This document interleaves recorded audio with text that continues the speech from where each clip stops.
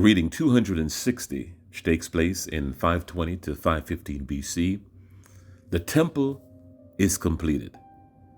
The Persian governor, Tattenai, is skeptical of the Judeans' claim that they are authorized to rebuild the temple. His letter to Darius prompts a search of the official archives, and Darius's reply confirms that Cyrus indeed ordered the rebuilding of Jerusalem's temple, which is completed in 515 BC.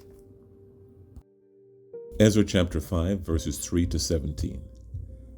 At the same time, Tattenai, the governor of the province beyond the river, and Shethar-bozenai and their associates came to them and spoke to them thus: Who gave you a decree to build this house and to finish this structure? They also asked them this: What are the names of the men who are building this building?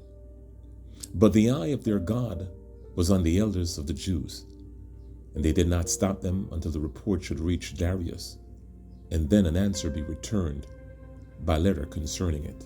This is a copy of the letter that Tattenai, the governor of the province beyond the river, and Shethar-bozenai and his associates, the governors who were in the province beyond the river, sent to Darius the king. They sent him a report in which was written as follows: To Darius the king, all peace. Be it known to the king that we went to the province of Judah, to the house of the great God. It is being built with huge stones, and timber is laid in the walls. This work goes on diligently and prospers in their hands. Then we asked those elders and spoke to them thus: Who gave you a decree to build this house and to finish the structure? We also asked them their names, for your information, that we might write down the names of their leaders.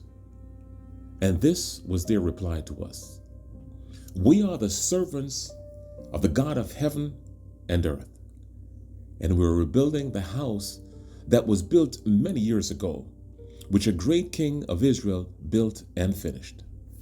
But because our fathers had angered the God of heaven, he gave them into the hand of Nebuchadnezzar, king of Babylon, the Chaldean, who destroyed this house and carried away the people to Babylonian.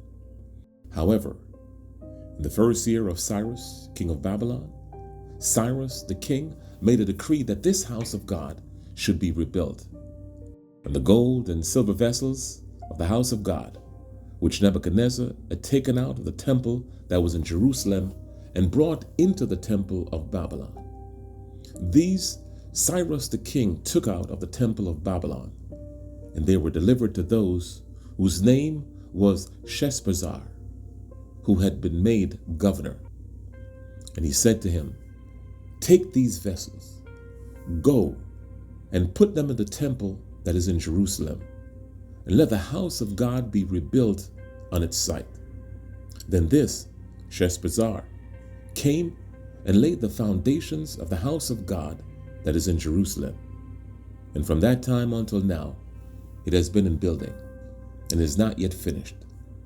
Therefore, if it seems good to the king, let search be made in the royal archives there in Babylon to see whether a decree was issued by Cyrus the king for the rebuilding of this house of God in Jerusalem. And let the king send us his pleasure in this matter. Ezra chapter 6. Then Darius the king made a decree, and search was made in Babylonia, in the house of the archives where the documents were stored, and in Ecbatana, the citadel that is in the province of Media. A scroll was found on which this was written, a record. In the first year of Cyrus the king issued a decree concerning the house of God at Jerusalem. Let the house be rebuilt, the place where sacrifices were offered, and let its foundations be retained. Its height shall be 60 cubits, and its breadth 60 cubits, with 3 layers of great stones and 1 layer of timber. Let the cost be paid from the royal treasury. And also let the gold and silver vessels of the house of God, which Nebuchadnezzar took out of the temple that is in Jerusalem and brought to Babylon, be restored and brought back to the temple that is in Jerusalem, each to its place. You shall put them in the house of God. Now therefore, Tattenai, governor of the province beyond the river, Shethar, Boznai, and your associates, the governors who are in the province beyond the river, keep away. Let the work of this house of God be alone.